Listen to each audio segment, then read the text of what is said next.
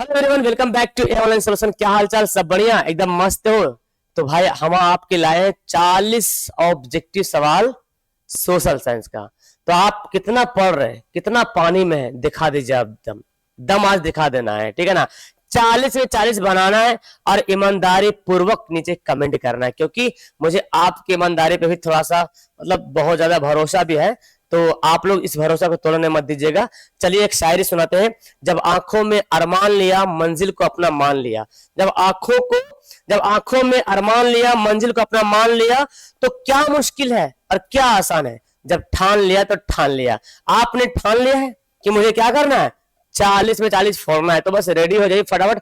आपका बहुत कम यहाँ पर टाइम लगेगा, टाइम बहुत कम लगेगा और सभी सवाल को आप सही से जवाब दे पाएंगे। तो मुझे लगा कि आप बिल्कुल सही दिशा में जा रहे हो।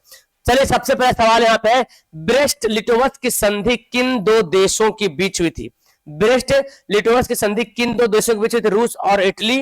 तो इसको पतला करते हैं, रूस इटली, रूस फ्रांस, रूस इंग्लैंड, रूस जर्मनी। तो हमारा आंसर का होगा डी, इसका राइट आंसर होगा। नेक्स्ट सवाल है, मार्च 1946 में फ्रांस और वियतनाम के बीच होने वाली समझौता का नाम क्या था। तो 1946 में एक समझौता हुआ था फ्रांस और वियतनाम के बीच। क्या वो तीन था, कैंटन था, होचिमिन था? यहाँ पे तो खैर नाम ही अलग है।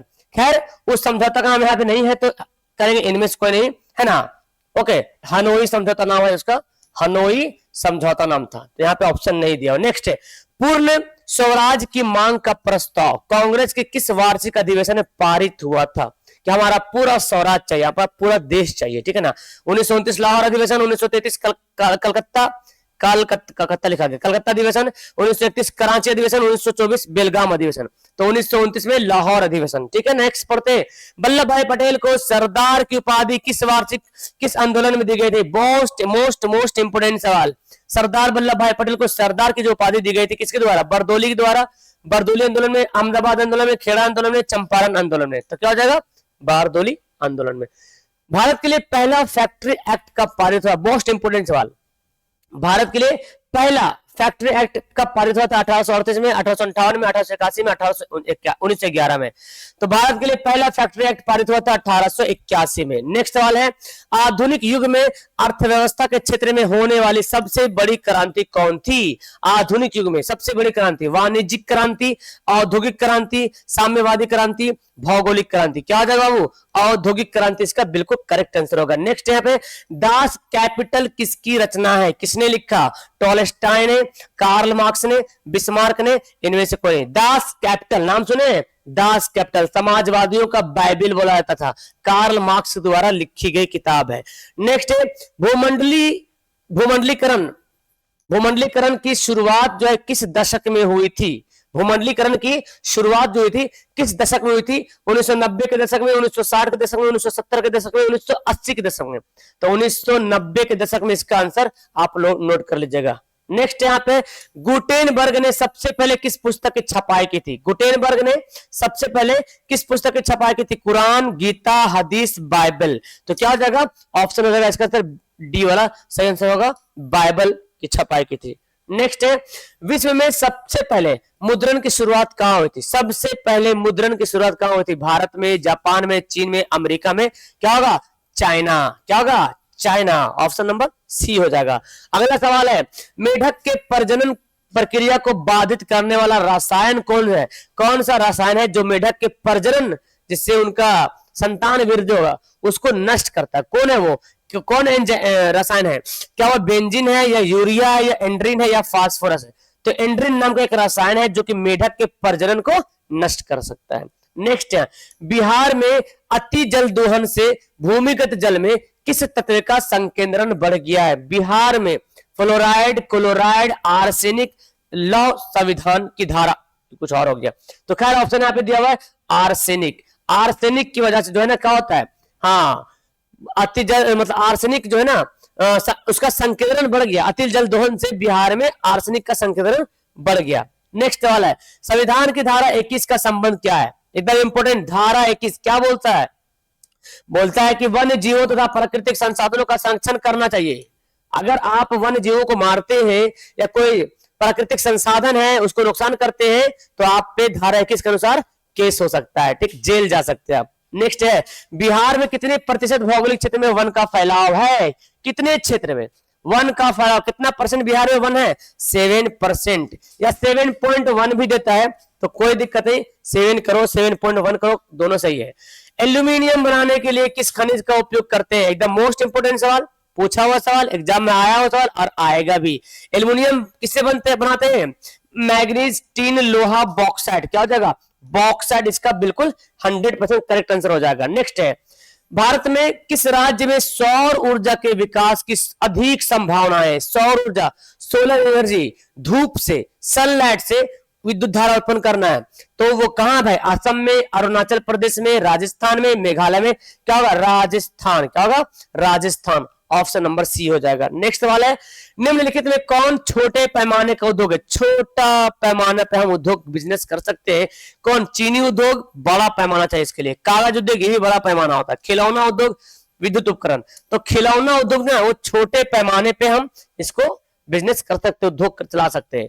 देश में कितने विशेष आर्थिक क्षेत्र विकसित है? ये बहुत इंपोर्टेंट सवाल, थोड़ा सा कंफ्यूजन वाला भी सवाल है यहाँ पे। इसमें आपकी जो एनसीईआरटी किताब में दिया ना, वो तो एनसीईआरटी किताब में शायद 8 दे रहा, तो आपको यहाँ पे 7 करना है, ठीक है ना? 7 करना, ऑप्शन नंबर बी करना है, 7 करना है, ठीक है। नेक्स्ट यहाँ पे, बिहार की सीमा में रेल मार्ग की कुल लंबाई कितनी है? बहुत अच्छा सवाल है। बिहार की सीमा में रेल मार्ग की कुल लंबाई कितनी है? 6283 किलोमीटर। इसको नोट कीजिएगा, ऑप्शन नंबर ए होगा, ठीक है ना? शायद मैं यहाँ पे मेरे को डॉट लग रहा है इसमें, क्या ए या बी, लेकिन ज्यादा चांस कि ए होना चाहिए मेरे ख्याल से, ठीक है। मैं 99% मेरे को ए लग रहा, मुझे कमेंट करना तो शायद तो मेरे तो यही लग रहा, यही होगा शायद, है ना? आप मुझे कमेंट कर देना एक बार, ये तुम्हारे लिए एक होमवर्क भी रहेगा, ठीक है ना? चलो एक होमवर्क भी मैं देता हूँ। ऐसे मेरे को बहुत ज्यादा चांस कि यही इसका आंसर होगा, 6283, या तो देखो 83 दोनों दे, ये तो खैर होगा नहीं, ये तो इस दोनों कंफ्यूजन होगा। खैर आप कमेंट करना, लेकिन मेरे ख्याल से 99% ये कंफर्म मेरे को लग रहा है, 99%, 1% थोड़ा सा, 99.9999% सही मैं बोल रहा हूँ, लेकिन थोड़ा सा हल्का से आप बताइएगा आंसर, ठीक है ना? तल चिन्ह की सहायता से किसी स्थान विशेष की मापी गई ऊंचाई को क्या कहते हैं? स्थानीय ऊंचाई, विशेष ऊंचाई, समुच्च ऊंचाई या त्रिकोणमितीय स्टेशन। क्या बोलेंगे? स्थानीय ऊंचाई बोलेंगे, ठीक है। नेक्स्ट सवाल पढ़ते हैं, वेदों की ओर लौटो नारा किसने दिया था? वेदों की ओर लौटो, आ जाओ वेद की तरफ, किसने बोला था? रामकृष्ण परमहंस, स्वामी विवेकानंद, स्वामी दयानंद सरस्वती, इनमें से कोई नहीं। किसने बोला था? स्वामी दयानंद सरस्वती ने बोला था कि वेदों की ओर लौटो, है ना? नेक्स्ट वाला यहाँ पे, संजय गांधी जैविक उद्यान कहाँ है? किस जगह में है? किस नगर में है संजय गांधी जैविक उद्यान? क्या वो राजगीर में है, बोधगया में है, बिहार शरीफ में है या पटना में है? क्या जगह? पटना में। संजय गांधी जैविक उद्यान पटना में है। भारत का राष्ट्रीय पक्षी, भाई साहब इतना हल्का सवाल पूछा है, 1-2 बार से ज्यादा पूछा है, एग्जाम में पूछा है, कौन ने बताएगा? मोर। कहीं कहीं लिखा रहेगा मयूर, तो मयूर तो समझते हैं, मोर को ही मयूर बोलते हैं। नेक्स्ट है, बोलीविया में जल संघर्ष का मुख्य कारण क्या था? बोलीविया देश का नाम है, तो वहां पे जन संघर्ष हो, जन मतलब जनता में संघर्ष हो गया, लड़ाई झगड़ा हो गया, लड़ाई हो गया जनता में। कारण क्या था? पानी की कीमत में वृद्धि हुआ था, या खाद्यान्न की कीमत में वृद्धि हुआ था, या इनमें से कोई पेट्रोल की कीमत में वृद्धि हुआ था। तो पानी की कीमत में वृद्धि होने की वजह से वहां पे जन संघर्ष छिड़ गया था। कहां? बोलीविया में। बिहार में संपूर्ण क्रांति का नेतृत्व किसने किया था? बहुत अच्छा सवाल है। बिहार के लाला आया, है ना? जियो हो बिहार के लाला, ऐसे बोलता है ना? तो बिहार में संपूर्ण क्रांति का नेतृत्व करने वाले कौन थे? जयप्रकाश नारायण, लोकनायक के नाम से इसको जानते हैं। क्या? लोकनायक, जयप्रकाश नारायण। नेक्स्ट है, नर्मदा घाटी परियोजना किन राज्यों से संबंधित है? नर्मदा घाटी परियोजना जो है किन राज्यों से संबंधित है? बिहार, उत्तर प्रदेश, मध्य प्रदेश, तमिलनाडु, केरल, कर्नाटक, बंगाल, उत्तर प्रदेश, पंजाब, गुजरात, महाराष्ट्र, मध्य प्रदेश। आप याद करना, नर्मदा गुम हो गई, नर्मदा गुम को ऐसे पढ़ना, गुम। गुजरात, महाराष्ट्र, मध्य प्रदेश, नर्मदा गुम हो गई। कहां हो गई? गुजरात, महाराष्ट्र, मध्य प्रदेश, ऐसे ट्रिक के तौर पे। किसे लोकतंत्र का प्राण माना जाता है? बहुत इंपोर्टेंट, क्या बोल सकते हैं, ये जो पॉलिटिकल साइंस है ना, उसका बहुत इंपोर्टेंट सवाल है कि लोकतंत्र का प्राण किसको बोलते हैं? सरकार को बोलते हैं भाई, कि न्यायपालिका को, या दल बदल, या राजनीतिक दल को बोलते हैं? किसको बोलते हैं? राजनीतिक दल को बोलते हैं लोकतंत्र का प्राण। बोलता है दल बदल कानून किस पर लागू होता है? कौन दल कौन बदलता है? क्या राष्ट्रपति दल बदलता है? कभी नहीं, क्योंकि राष्ट्रपति किसी पार्टी का नहीं होता है ना। क्या उपराष्ट्रपति करता है? ऐसा नहीं करता। सॉरी। तो दल कौन बदलता है? सांसद और विधायक, ये दोनों दल बदलते हैं। ओके, नेक्स्ट यहाँ पे जनता दल यूनाइटेड पार्टी का गठन कब हुआ था? बहुत अच्छा सवाल। एनसीईआरटी किताब में देखोगे तो सही मिलेगा, गूगल करोगे तो गलत मिलेगा। जनता दल JDU, जनता दल यूनाइटेड, तिरछा है ना, ये वाला 1999 करेंगे आंसर। ओके, नेक्स्ट पढ़ते हैं। कौन अर्थव्यवस्था के प्राथमिक क्षेत्र में आता है? प्राथमिक क्षेत्र में कौन आएगा? कृषि क्षेत्र, ये आएगा प्राइमरी एजुकेशन, प्राइमरी सेक्टर में, और औद्योगिक आएगा द्वितीयक में, और सेवा आएगा तृतीयक में। ठीक है ना, याद रखिएगा। नेक्स्ट पढ़ते हैं। जिस देश की प्रति व्यक्ति आय अधिक होगी उस देश को क्या कहेंगे? जिस देश की प्रति व्यक्ति आय सबसे ज्यादा होगा ना, उसको बोलेंगे विकसित देश। जैसे कि अमेरिका है, जापान है, ब्रिटेन है, चाइना है, सब विकसित देश में आता है। ओके, नेक्स्ट यहाँ पे बिहार के किस जिले की प्रति व्यक्ति आय सबसे ज्यादा है? बिहार के किस जिले की प्रति व्यक्ति आय सबसे ज्यादा है? पटना, गया, शिवहर। तो ये सिंपल सी बात पटना होगा, क्योंकि पटना में बिजनेस वगैरह भी थोड़ा ज्यादा है, वहां पे लोग मतलब बिजनेस करने का वहां पे मौका ज्यादा है, कंपनियां भी वो पटना में है, तो इसलिए पटना में प्रति व्यक्ति आय ज्यादा। ऐसे पता है बिहार, भारत के गोवा राज्य में प्रति व्यक्ति सबसे ज्यादा है और बिहार में सबसे कम है। ठीक है ना। नेक्स्ट, भारत का केंद्रीय बैंक कौन है? बैंकों का बैंक है ना, reserve bank of India, state bank of India, क्षेत्रीय ग्रामीण बैंक या पंजाब नेशनल बैंक? कौन होगा? RBI। कौन होगा? RBI, reserve bank of India. 1 अप्रैल 1935 को इसकी स्थापना हुई थी, RBI की, 1 अप्रैल 1935। व्यावसायिक बैंकों का सबसे पहले राष्ट्रीयकरण कब किया गया? कॉमर्शियल बैंक होता ना, उसको बोलता है व्यावसायिक बैंक। जैसे पंजाब हो गया, SBI हो गया, इलाहाबाद हो गया, ये सब कॉमर्शियल बैंक हो गया। तो उसका राष्ट्रीयकरण कब होता है, नेशनलाइज कब हुआ था? 1969 वाला डेट याद कीजिएगा, 1969 में। नेक्स्ट पढ़ते हैं। ऊर्जा के मुख्य स्रोत क्या है? ऊर्जा का मुख्य स्रोत देखा जाए तो कोयला भी है, पेट्रोलियम भी है, विद्युत, ये सभी है। लेकिन याद कीजिएगा, कोयला, पेट्रोलियम ये प्राथमिक ऊर्जा है, ये जो है प्राथमिक ऊर्जा है। और विद्युत धारा चूंकि कोयला से उत्पन्न होता है, पेट्रोल से, कोयला से उत्पन्न होता है विद्युत धारा, तो इसलिए इसको बोलते हैं द्वितीयक एनर्जी। क्या बोलते हैं? द्वितीयक ऊर्जा। किसको बोलते हैं? विद्युत बोलते हैं द्वितीयक ऊर्जा। तो आगे बढ़ते हैं। कौन सी बहुराष्ट्र कंपनी? बहुराष्ट्र कंपनी मतलब इंटरनेशनल कंपनी, समझते हैं, जो एक देश के साथ साथ अनेक देश में बिजनेस करे, उसको बोलते हैं बहुराष्ट्र कंपनी। जैसे देखिए, Ford Motors, Samsung, Coca Cola, सभी है। हमारे भारत देश का एक बहुराष्ट्र कंपनी, भारतीय बहुराष्ट्र कंपनी कौन है? टाटा है। इसके अलावा बहुत सारी और भी है, टाटा हो गया, संतोष करके आता है, वो भी कंपनी बहुराष्ट्र कंपनी, जो कि भारत के है। टाटा बहुत ज्यादा फेमस है भारत का।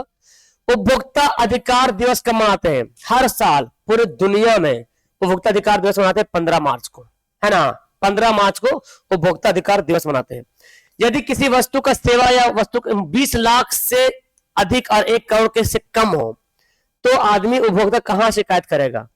जिला फॉर्म में। देखिए, जिला सबसे निचला फॉर्म होता है ना। अगर 20 लाख तक यहाँ पे प्रॉब्लम है, 20 लाख से कम तो यहाँ करेगा।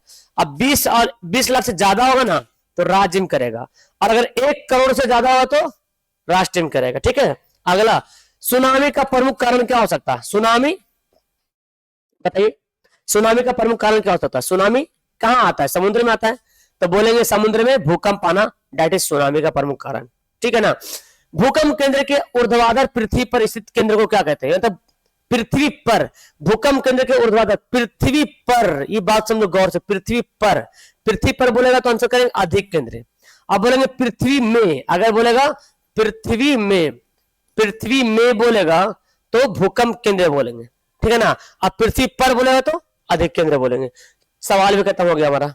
40 सवाल था, तो अब देखना है आपको 40 में 40 कितना बनाए। ये मैं ऐसे करता हूं, 40 क्वेश्चन है और यहाँ पे खाली जगह भरिए इसको। इसके साथ मैं आपको एक इंपॉर्टेंट बात बता दूं, जो बच्चे को नहीं पता होगा, हमारा क्रैश कोर्स चल रहा है। ठीक है ना। क्रैश कोर्स हमारा चल रहा है, जिसका प्राइस ओनली 299 है।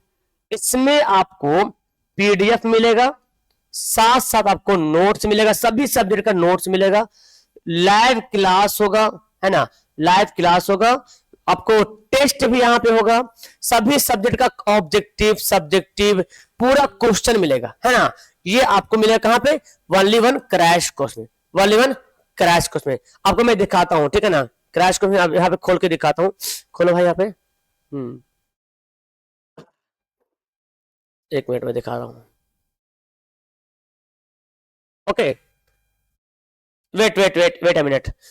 तो यहाँ पे एक पॉइंट में दिखाता हूँ खोल के, वेट वेट कीजिए, थोड़ा सा मैं आपको तस्वीर के साथ दिखाता हूँ तो कुछ ज्यादा आपको समझ में आ पाएगा। ये देखिए, ये हमारा क्रैश कोर्स का है ना, और अभी शुरू के 500 लोगों के लिए ऑफर है 299, हो सकता है इसका दाम बढ़ जाए।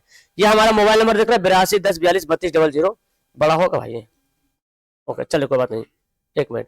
तो ये 8210423200 मोबाइल नंबर है, आप इसे कांटेक्ट कर सकते हैं। इसमें हम आपको सब कुछ दे रहे हैं, ठीक है ना, यहाँ पे आपको सब कुछ दे रहे हैं। सॉर्ट करो, कम करो, बंद करो इसको, चलिए ठीक है, ठीक है।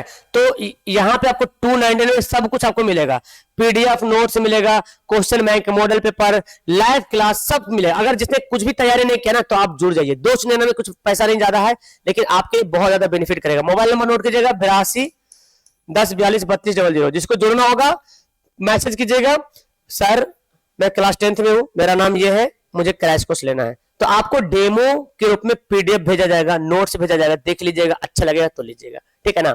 चलिए वीडियो क्लास करते हैं, बाकी आप नीचे कमेंट कीजिएगा कितना आपने सही बनाया। Okay that's all, thank you everyone, bye.